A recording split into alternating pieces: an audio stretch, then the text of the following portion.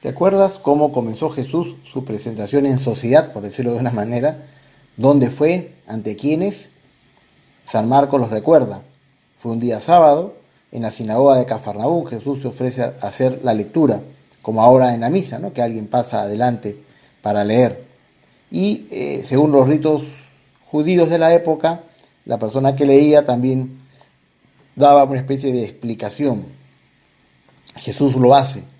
Y recuerda San Marcos que la gente comentaba, este enseña con autoridad, este sí sabe.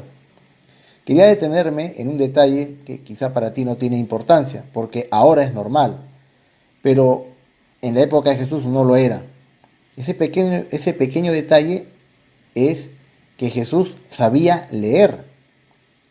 Poca gente sabía leer en aquella época, y menos carpinteros. Él era carpintero, bueno, hijo de carpintero cuando era niño, hijo de carpintero, después carpintero, y eso era llamativo. Y eso demuestra que Jesús era instruido, que estudió. Esta meditación es sobre el estudio, el trabajo. Y quisiera que ahora hagas una pausa y pienses. El Hijo de Dios, cuando posó por la tierra, estudió. Estudió como yo. Hizo lo mismo que yo. Ahí tenemos un tema para conversar con él. Tú eres estudiante, quizá de colegio, bachillerato, de universidad. Todos somos estudiantes. Yo ya soy una persona pues adulta, pero igual estudio para ir mejorando mi trabajo. Y a él, seguramente que como a todo niño, cuando aprendió a leer le costaba un poco. En su caso, creo que dentro de lo que le costaría a él es el aparecer en la escuela judía, relacionado pues al templo, aparecer ahí y querer leer, querer aprender a leer, porque como él era el hijo de carpintero, sus profesores, sus compañeros, seguramente pensarían, pero este para qué va a leer si él es carpintero, va a ser carpintero. Su carrera no es de letras, ¿no? Entonces, él ahí tuvo que haber vencido un pequeño prejuicio social de la época y lo hizo y aprendió a leer y lo aprendió a leer muy bien, pero no solamente él aprendió a leer, sino que conoció a la perfección la Sagrada Escritura, a interpretarla. Bueno, en eso tenía ventaja, tenía la asistencia del Espíritu Santo. Recuerda también a Jesús cuando tenía 12 años, que se pierde en Jerusalén, se queda en Jerusalén, y lo encuentran hablando de tú a tú con los maestros de la ley, con los sacerdotes del templo. Y estos se quedaron sorprendidos de lo bien que sabía las escrituras, de su memoria, de la interpretación que hacía de las escrituras. Y también los evangelios recuerdan que cuando Jesús comienza a enseñar en sus viajes, sus distintas peregrinaciones, su doctrina sonaba nueva, sus enseñanzas sonaban nuevas, pero a la vez conectaba con la tradición. Jesús hacía el esfuerzo de conectar con la tradición, citaba las profecías, por ejemplo, recordaba algunas enseñanzas de profetas anteriores, interpretaba las escrituras, inclusive criticaba a los levitas y letrados que le habían cambiado el sentido a las enseñanzas de Moisés y creando nuevas obligaciones.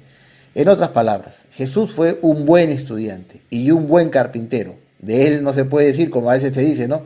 Tú como carpintero fuiste un excelente estudiante, ¿no? Y al revés, no, con él no.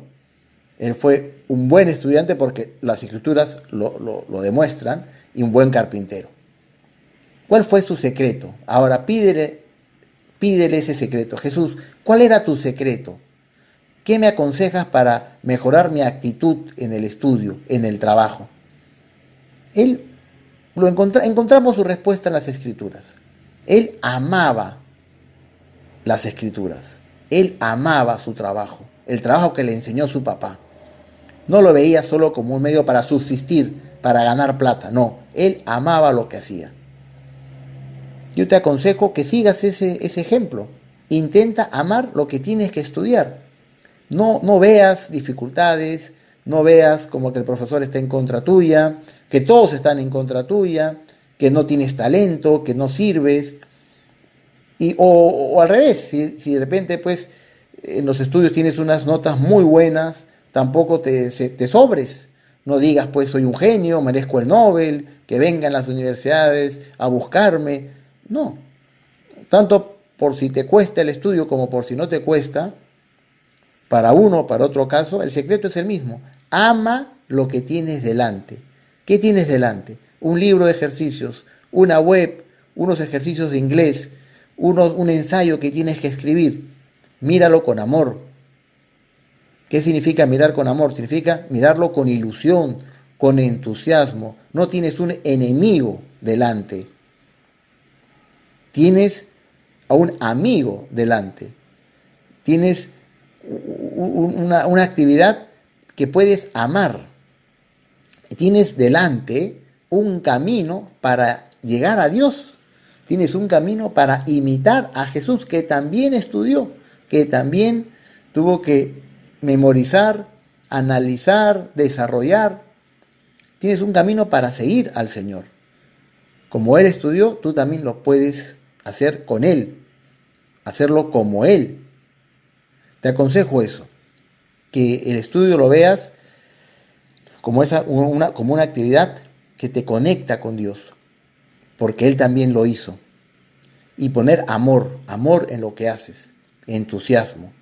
Y imagínate también, si pones amor, si pones ese entusiasmo, si pones esa fe en el estudio, vas a notar, por decirlo de manera figurada, a la Virgen. La Virgen te va a traer la merienda, el lonche, el lunch, en fin, cada país, porque sé que estos audios llegan a muchos países, en cada país se dice de manera distinta, esa comida que nos sirve de refrigerio, ¿no? Cuando estamos haciendo algo.